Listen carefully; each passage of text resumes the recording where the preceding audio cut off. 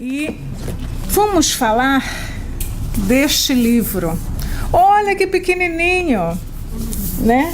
André me disse assim, Teresa, o estudo é do livro Vivências do Amor em Família. Aí eu disse, nossa, mas o livro é tão grande, como é que eu vou conseguir falar sobre isso tudo? Ela disse, não, você escolhe um tema. Eu disse, graças a Deus. Porque olha só, família por si só já gera muita coisa para a gente estudar. E se a gente olhar esse livro, eu diria que é um livro para a gente preparar um estudo sistematizado, porque são temas importantíssimos sobre a família. E nunca é pouco se falar de família, porque a família é o nosso pequeno laboratório de relações. É na família que a gente vai aprender verdadeiramente a amar. Eu ainda estou atrapalhada. Aqui, aqui, direto no computador? não, ela pegou. Tá vendo? Tá tão à vontade, que ele leva as coisas. É muita emoção. É muita emoção. Acertei. Então vamos voltar. Então, esse livro é uma coletânea de palestras, de estudos que o Divaldo Pereira Franco fez. Todos conhecem Divaldo Pereira Franco? Sim. Ok. E aí, o Luiz Fernando Lopes fez uma coletânea dessas palestras, organizou de maneira didática do tema Vivências do Amor em Família. E nós escolhemos um tema... Tem um lugar aqui. Pelo seguinte, nós escolhemos um dos temas, depois eu vou explicar para vocês, mas que a gente tem que partir sempre do princípio desta pergunta, 775, que está lá no Livro dos Espíritos. Qual seria para a sociedade o resultado do relaxamento dos laços de família? E aí a espiritualidade maior responde, uma recrudescência do egoísmo. E nós escolhemos esse tema, nós escolhemos o tema desse PowerPoint, que é um álbum de fotografia, para nós lembrarmos o álbum de família, que tem sido tão pouco usado hoje em dia, porque a gente tem todas as fotos no telefone, né? Então a gente não tem mais aquele tempinho que a gente sentava e ficava folheando o álbum e olhando aquelas fotos antigas da família, das coisas que a gente fazia com nossos pais. Então nós trouxemos esse álbum para nós relembrarmos esse tempo. E olha só como a gente pode comparar a família à mão, não é? A mão são 5 dedos totalmente diferentes, mas que quando um deles está machucado, a gente não tem o mesmo movimento, a gente não consegue fazer as mesmas coisas. Mesmo quando, sabe aquela unha quando quebra lá embaixo que dói pra caramba? E aí a gente vai pentear o cabelo entra na unha, dói. Assim é a nossa família. São seres, na maioria das vezes, completamente diferentes um dos outros, mas que precisam conviver harmoniosamente para que tudo aconteça da melhor maneira possível, para que todos os nossos propósitos de vida, tudo aquilo que a gente programou antes de reencarnar, aconteça, para que os nossos reajustes possam ser feitos e a gente saia dessa encarnação ainda numa condição melhor. Então, e ainda por cima uma mão colorida, olha que legal, todos os formatos de família, todas as cores, todas as qualidades, todas as dificuldades, todo mundo junto. Assim é a nossa família. E a gente aprende a amar justamente por causa disso, porque é muito fácil amar quem é igual a nós, né? A gente fica tão bem no centro, porque estamos todos assim cobertos pela proteção da espiritualidade que nos acolhe, nos abraça para que a gente prepare o nosso coração, nossa mente para o estudo.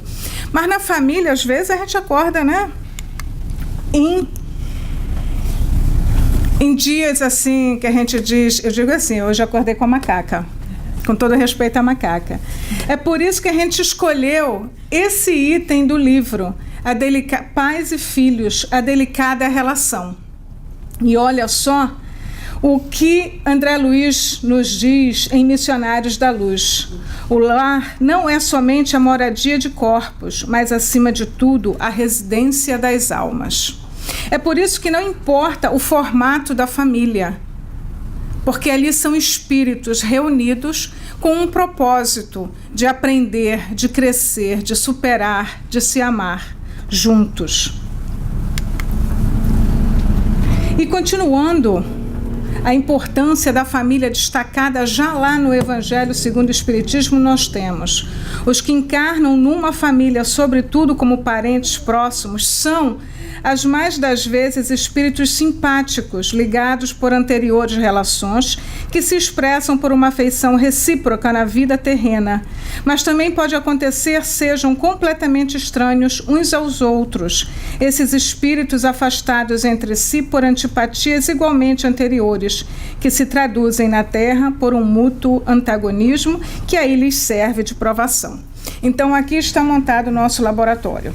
Nós temos espíritos com quem nós já convivemos em encarnações anteriores, que nós tivemos um aprendizado juntos, uma relação boa, e hoje reencarnamos já com essa afinidade tão grande, que facilita muito a nossa relação no dia a dia. Mas também encarnamos com aqueles que tivemos grandes dificuldades, aqueles que provocamos sofrimentos, aqueles que nos fizeram sofrer, para que nessa encarnação, nessa família, nós possamos realmente superar isso, superar aquilo que nós não conseguimos fazer em encarnações passadas. Então, nós vamos, a cada encarnação, na família, aprendendo a amar os diferentes, aprendendo a amar aquele que, às vezes, não nos compreende, aprendendo a amar aquele com quem nós não temos a menor afinidade. E é importante que seja na família, porque, olha só, se a pessoa que mora do outro lado da rua me chama de feia, eu nem me importo, eu não tenho nenhuma relação com ele, né?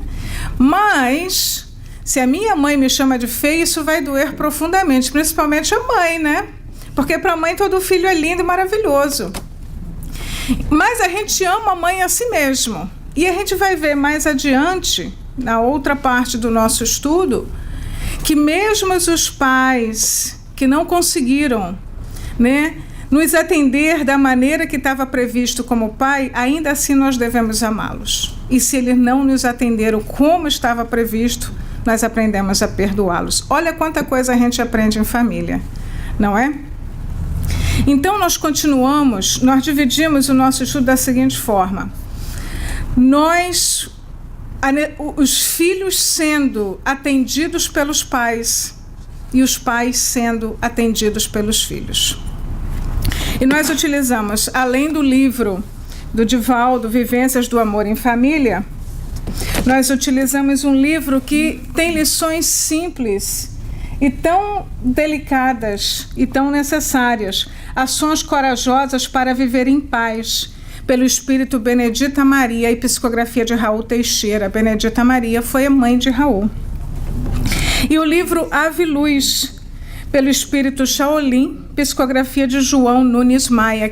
Esse livro ele tem passagens de Jesus respondendo às perguntas dos apóstolos.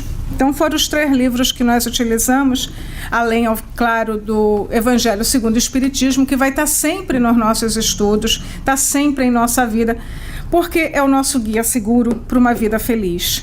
E o livro dos Espíritos, que não poderia ser diferente.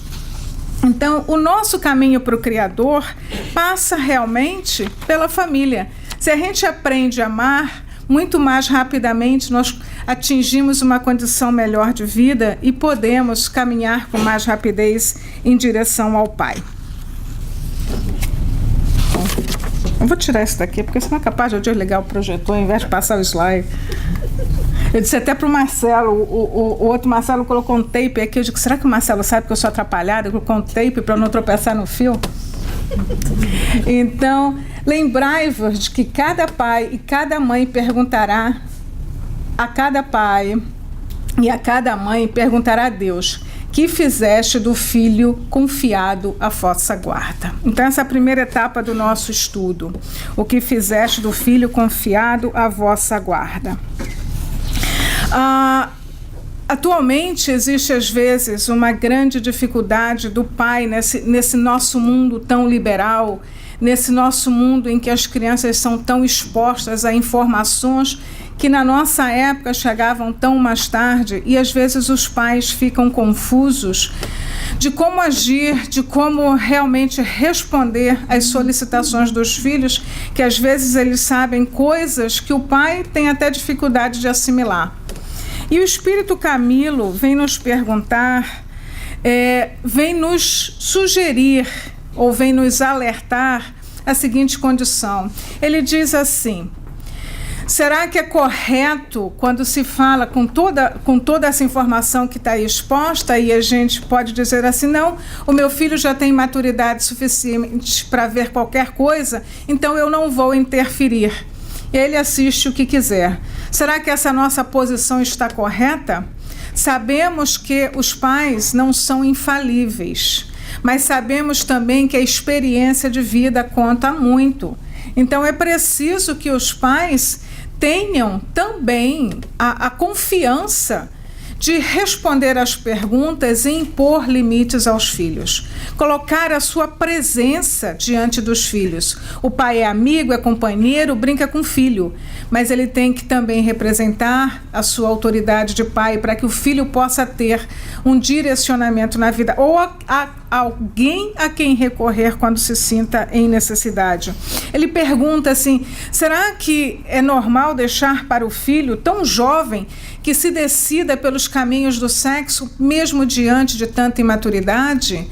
Será que é normal para os pais deixar isso tudo? Está acontecendo com muita frequência no nosso dia a dia. Mas ele pergunta se o fato de ser normal é o mais correto.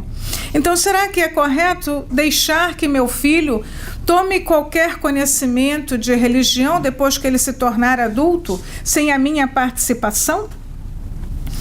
Então, Camilo pergunta, nos coloca nessa posição de que será que é correto realmente deixar que a criança, o jovem, tome os seus caminhos, tomem as suas decisões sem a nossa participação, porque nós não queremos ser os chatos, né? Aquela pessoa que é antiquada, que proíbe, que restringe, em favor de uma disciplina, em favor de que a criança tenha maior maturidade para atitudes que são mais pertinentes a uma idade mais avançada. Então, às vezes, é preciso que a gente receba mesmo esse título de chato, de antiquado, de careta, porque a disciplina é necessária e, por mais que nós não sejamos perfeitos, nós já sofremos, nós já aprendemos, e a criança vai aprender que a nossa experiência conta e que ela tem um guia seguro, que às vezes vai errar, porque nós não somos perfeitos, mas que tem a melhor das intenções para com seu filho, porque no final o que importa é a intenção. E a gente vê que às vezes as crianças ficam muito largadas por conta das longas horas de trabalho que hoje o pai e a mãe são obrigados a cumprir, né, para satisfazer todas as necessidades materiais, e a criança fica sem referência. E é muito difícil caminhar sem um guia seguro, sem alguém que a gente possa confiar, sem alguém que a gente possa ir buscar num momento de aflição, nem que seja apenas para nos escutar. Então, o pai precisa ter essa confiança de impor limites, de questionar o filho porque ele quer fazer determinadas coisas e, acima de tudo, explicar para o filho por que ele considera que esse não é o momento mais adequado para determinadas coisas, por que ele proíbe. Eu me lembro que eu era rebelde, né? Rebelde. Aí eu queria sair com meus colegas da escola, queria ir para a Ilha de Paquetá. Aí fui com a minha mãe, eu quero ir para a Ilha de Paquetá com meus colegas de classe. Não, você não conhece ninguém direito, não vai não. Aí eu fui para o meu pai, né? Se a sua mãe deixar, você vai. Aí eu voltei para ela, ele disse, se você deixar, eu vou. Ela disse, não, agora você fala com ele. Eu voltei para ele. Nesse vai lá e vem cá, eles disseram para mim assim, não, você não vai, porque você não sabe quem são e você não sabe o que vai acontecer lá na ilha, né? Quem conhece a Ilha de Paquetá sabe que só tem uma barquinha para lá, outra para cá, e se você perder a hora, você vai ficar por lá mesmo. E aí eu bati o pé, fiquei revoltada, bati o pé, a porta, a janela, porque, não, mas como é que eu vou conhecer se eu não for, né? E ainda bem que eu não fui, porque depois eu soube que houve um problema seríssimo do lado de lá. Mas filho é assim mesmo, ele vai questionar, ele vai querer enfrentar, Mas o pai precisa ter a segurança de como fala. E quando tem uma boa explicação, as coisas passam de uma maneira mais suave. Tá certo que a nossa família, né, a gente, quando fala, né, dos bons conceitos, de tudo que nós queremos fazer, a gente traça uma imagem muito bonita, mas a gente sabe que no dia a dia não é aquela coisa bonitinha, não. Já viram propaganda de margarina? Todo mundo acorda bem humorado, o dia tá lindo lá fora, todo mundo senta na mesa para tomar café junto, é uma delícia.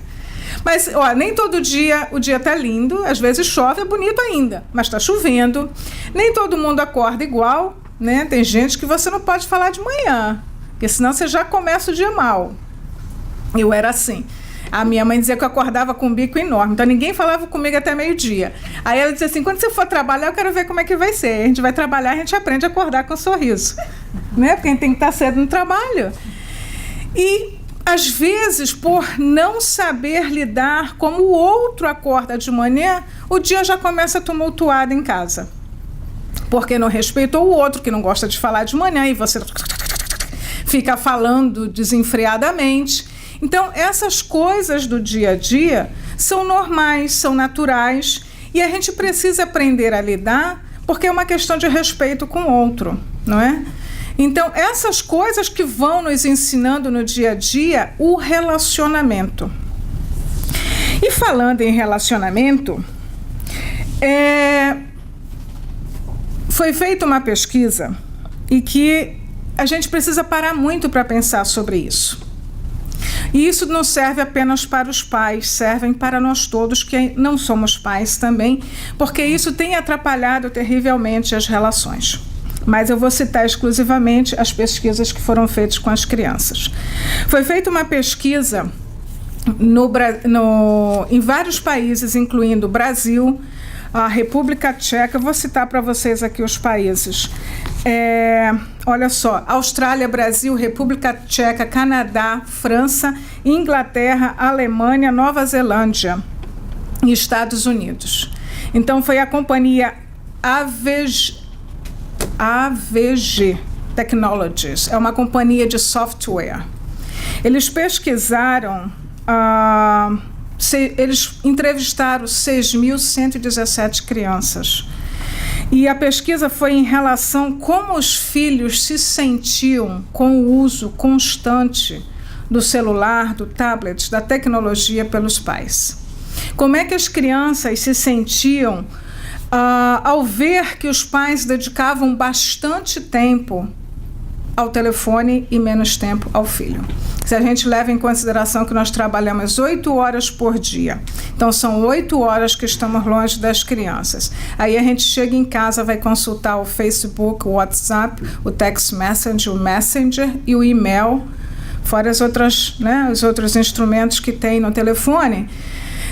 Se a gente marcar no relógio, a gente vai se dar conta quanto tempo a gente fica só checando, isso sem responder. Então, olha a resposta das crianças. 87% dos filhos ficam descontentes com essa situação. 56% das crianças afirmaram que elas confiscariam o telefone dos pais.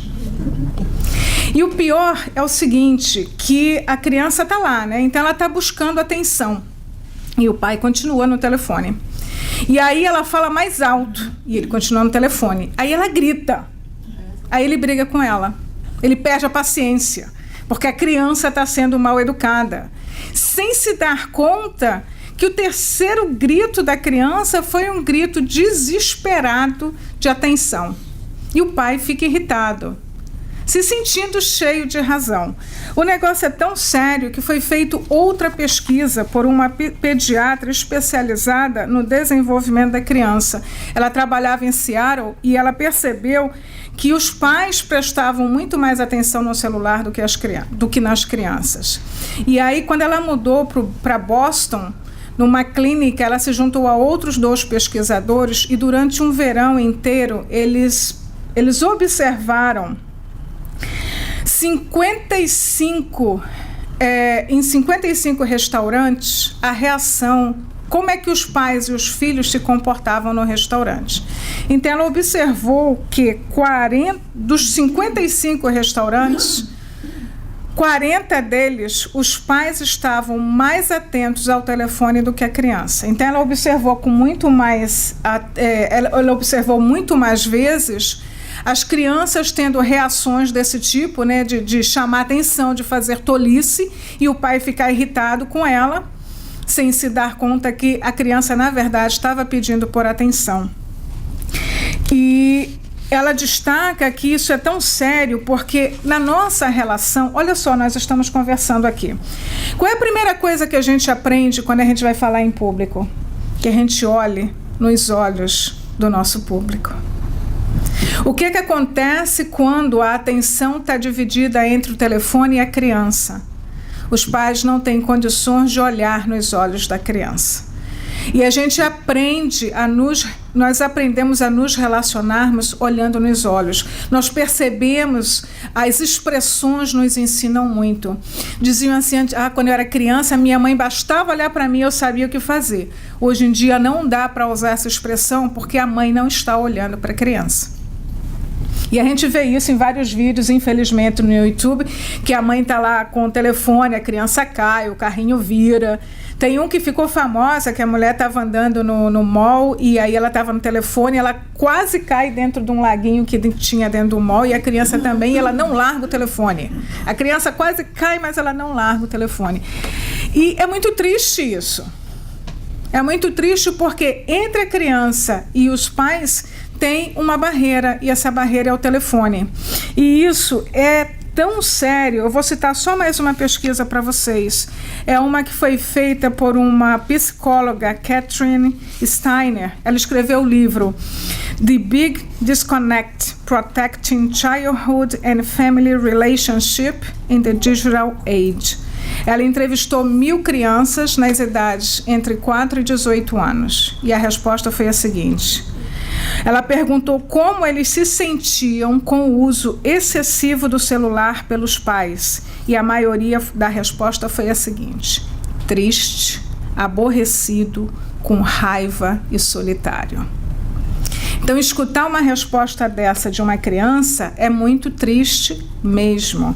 Até porque, quando a gente lembra as nossas lembranças de infância não são as lembranças dos nossos melhores brinquedos. As nossas melhores lembranças de infância são aqueles momentos que nós desfrutamos com os nossos pais, aquilo que nós aprendemos com eles, né? A gente às vezes está conversando comigo, mas meu pai falava isso, minha mãe falava aquilo, minha avó falava aquilo outro. Mas se nós estamos tendo menos tempo para conversar, para se ver, para se olhar, a solidão está muito grande. E olha só o que o Espírito Camilo vem nos falar. Dialoga com teus filhos com lúcida argumentação, ouvindo o que tem a dizer-te com tranquilidade e compreensão, fazendo-os sentir que o nosso percurso humano é por demais meteórico e devemos aproveitar o mundo para aprender e empreender o melhor, porque como cidadãos do universo, os lares da imersão nos aguardam e todos nós, pais, filhos e irmãos na terra, em realidade somos todos irmãos em Deus, na marcha determinada para a felicidade. Para dialogar, nós precisamos de tempo. Para ouvir com tranquilidade e ter compreensão do assunto, nós precisamos estar com a atenção voltada para com quem a gente está falando. E isso independe das crianças. Foi por isso que no início eu falei, isso vale para os pais, para os tios, para os avós, para todos nós. Porque essa atenção nós estamos também desviando dos nossos amigos. Divaldo conta nesse mesmo capítulo do livro em que nós estamos trabalhando que ele foi convidado depois de uma palestra, ele estava fazendo uma série de palestras pela Europa, e aí depois da palestra ele foi convidado por um casal a jantar na casa deles, né? Então ele foi para o jantar na casa do casal, e era o casal mais 2 filhos. Chegou na hora do jantar, cada um estava com um telefone ou um tablet, e o Divaldo era o único que não tinha nada na mão. E de repente ele não tinha companhia nenhuma, porque cada um ficou se relacionando pelo telefone, pelo tablet. E aí ele foi bastante claro com o casal, e ele disse assim: olha, se era para eu comer sozinho, eu teria ficado no hotel. O casal ficou sem graça, pediu 1000 desculpas, mas continuaram no telefone, o jantar terminou rapidinho e ele foi embora. E eu senti isso na pele. A minha sorte é que eu estava na casa de uma pessoa com bastante intimidade. Então nós éramos, nessa casa onde eu estava, era eu, um amigo meu, o casal, né, os donos da casa, 2 filhos e um tio das crianças. Os únicos que estavam, eu tinha o telefone, estava na bolsa, mas os únicos que não estavam usando o telefone era eu e o rapaz. Aí chegou uma hora, ficamos um olhando para a cara do outro assim, né? Não tinha com quem conversar. Aí eu virei para ele assim: vamos pegar o telefone, pode ser que eles falem com a gente. E é uma situação constrangedora e você se sente realmente desprestigiado, desrespeitado, colocado de lado. Então é uma coisa que a gente tem que pensar mesmo. Eu não estou me excluindo disso, não. Eu até deletei o Facebook do meu telefone, porque eu vi que eu estava gastando muito tempo nele. Eu só deletei o telefone, o problema é quando chegar em casa.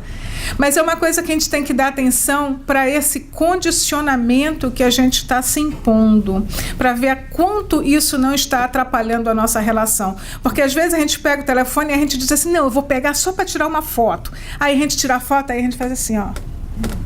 Aí você olha para mim e faz assim. E a atenção sai, não é total para o amigo, não é total para a conversa. E aí a gente pode responder errado, pode responder de forma atravessada, ser mais ríspido, como é o pai com o menino. E a gente destrói uma amizade, um casamento, uma boa relação, sem se dar conta. Então, vejam como isso é sério, que, olha só, estudemos desde o berço as tendências que a criança trouxe de suas existências anteriores, apliquemo-nos a desenvolver as boas e aniquilar as más. Se nós não temos esse tempo para nos dedicarmos às crianças, nós não vamos ter condições de fazer isso. E isso é responsabilidade nossa, não apenas dos pais, dos tios, dos amigos, todos aqueles que de alguma forma participam no desenvolvimento de uma criança. A Associação dos Amigos do Hospital das Clínicas lançou essa campanha, já observando a seriedade da distração dos pais em relação aos filhos por conta do telefone, dos tablets, da tecnologia. Lançou essa campanha que chama-se Conecte-se ao que importa. E olha que interessante e tão verdadeiro, né? Isso não acontece dentro de casa? Da criança estar lá do lado puxando pelo pai e ele nem se dá conta. E aí eu achei esse o máximo. Você não vai ver ele crescer se continuar olhando para baixo. Mãe, qual é a senha para conversar com você? Isso é sério, não é?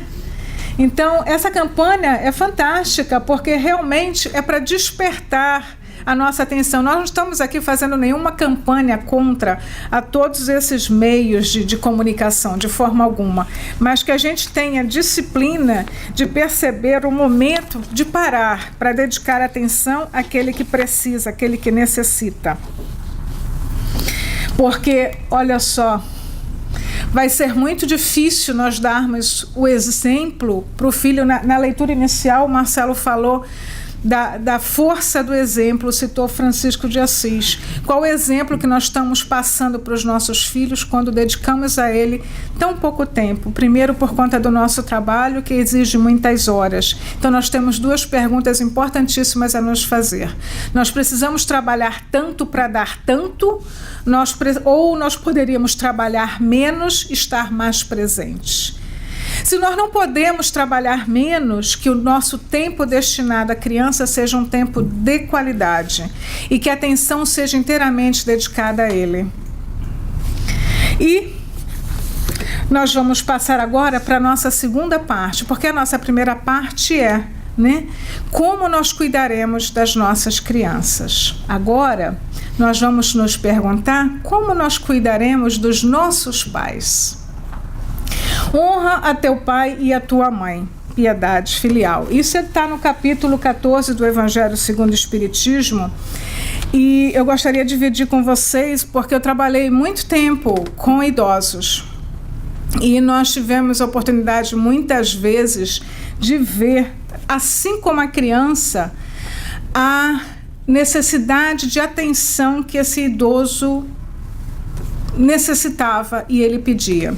E outro dia eu escutei de uma amiga dizendo que a avó dela disse para ela assim, que chegou um momento que ela se tornou invisível. Porque nós vamos crescendo e quando nós somos crianças nós queremos a atenção total dos nossos pais. E aí nós vamos crescendo, nos tornamos autossuficientes e achamos que nós somos os reis e rainhas da cocada preta. E chega um momento que a gente acha que os nossos pais não sabem mais nada. E se chega num ponto da idade em que já tem grandes debilidades, sejam físicas, sejam mentais, eles são colocados de lado, sem nenhum respeito.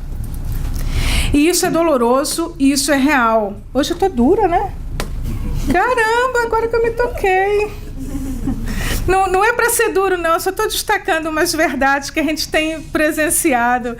E uma delas foi essa. Eu tenho uma prima que ela é assistente social. E ela disse que é muito comum deixar o idoso adoece e deixam o idoso no hospital e nunca mais voltam. Isso é no Brasil. Mas a gente vê isso muito comumente nos asilos aqui.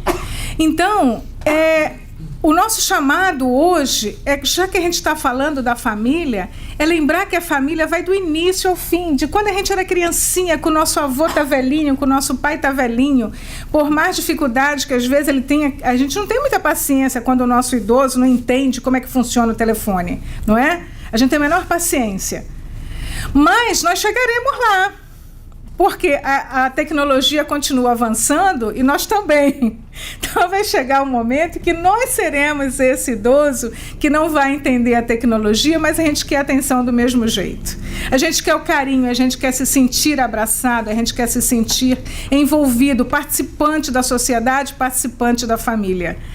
E isso é que vai nos fazer crescer. Isso é o amor. Esse é o carinho que nós queremos dedicar a todos.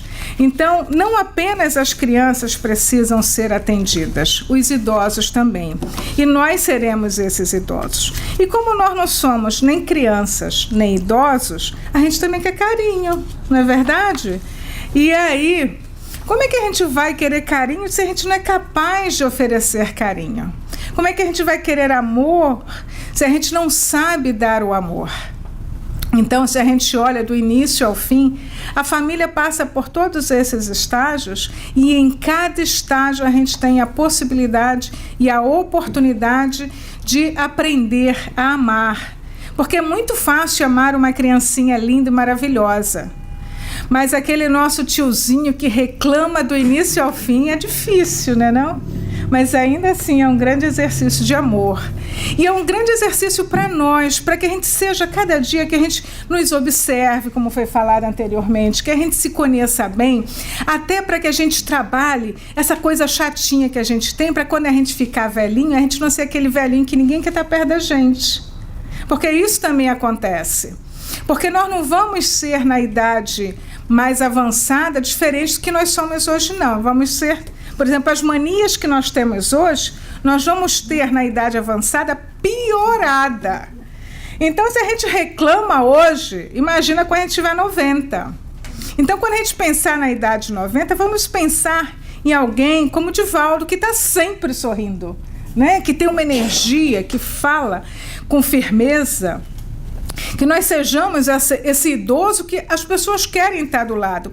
Porque o idoso às vezes reclama também que ele está sozinho, mas é que ele também não se dá conta que às vezes é difícil você estar com uma pessoa que só reclama. Então nós estamos tendo a oportunidade já, porque aqui não tem nenhum idoso, da gente aprender a trabalhar com essas coisinhas que nós possuímos, que a gente acha que a gente sabe mais, que a gente entende mais, que a gente conhece mais, para quando a gente chegar na idade avançada, isso não está piorado e ninguém querer estar do nosso lado, para nós não nos tornarmos invisíveis. e que a nossa presença seja tão respeitada como é comum no Oriente, não é? Os idosos são muito respeitados no Oriente por conta, ele pode até não conhecer a tecnologia presente, mas ele tem experiência de vida. Então, a experiência de vida conta, porque é com a experiência de vida que a gente sabe lidar com outro ser humano. É com a experiência de vida que a gente sabe exemplificar amor. Isso a tecnologia não nos dá. Isso é do nosso coração e da nossa mente. E isso a gente vai fortalecendo e ampliando com a idade. Então, é muito lindinho ser bebê, mas também é muito lindinho ser idoso. Porque o idoso já aprendeu tanto, tem tantas lições para passar, que a gente tem que ter a paciência de ouvi-lo também, como nós vamos querer ser ouvidos quando nós estivermos numa idade avançada. Então, o ensinamento de família é ensinamento de amor, sempre, por mais difícil que pareça. Mesmo que por um acaso os nossos pais não tenham sido aquilo que nós esperávamos deles, por algum motivo, ainda assim nós exercitamos o amor. Porque eles foram os que nos trouxeram para essa vida. Foram eles que nos deram a oportunidade de renascer, de reencarnar e de aprender. Não é? E vencer tantas dificuldades em mais uma encarnação e sair desta encarnação melhores. Então, o agradecimento é sempre necessário e a oração também por todos eles, até por aqueles que já partiram, porque às vezes é difícil, não é? Mas quando nós enviamos o nosso pensamento numa oração, eles podem sentir, onde quer que estejam, o nosso carinho e o nosso amor. Então, já que a palavra é amor, nós gostaríamos de terminar com umas palavras de Jesus, que está no livro nesse livro aqui, Ave Luz. Jesus está conversando com os apóstolos e João pergunta a ele sobre o amor. E ele diz assim: o amor esclarece o perdão. Eu vou começar um pouquinho antes do que está na tela, porque para ter mais sentido. Tudo aquilo em que nos esforçamos para a concretização do bem é algo de amor projetado no próximo. Se nasceu dentro de nós, ilumina-nos primeiro. O amor, meus filhos, não precisa de nenhuma das virtudes para que possa viver, mas todas as outras crescem do amor, porque sem eles elas morrem. O amor esclarece o perdão. O amor afirma a dignidade, o amor enriquece os dons espirituais, o amor coordena as emoções, o amor valoriza a razão, o amor sintetiza os gestos, o amor burila a fala, o amor sintetiza os conhecimentos, o amor é o selecionador dos ouvidos, o amor sustenta a benevolência, o amor dá vida na vida de Deus. O amor reuniu a vós e a mim para o grande programa de caridade na Terra. Se for preciso, daremos corpos que nos forem pedidos, para que o amor fique com os homens. Então, esse é Jesus falando aos apóstolos, que esse amor que ele tanto nos exemplificou, a gente possa no dia a dia, nas dificuldades da nossa família, exercitar.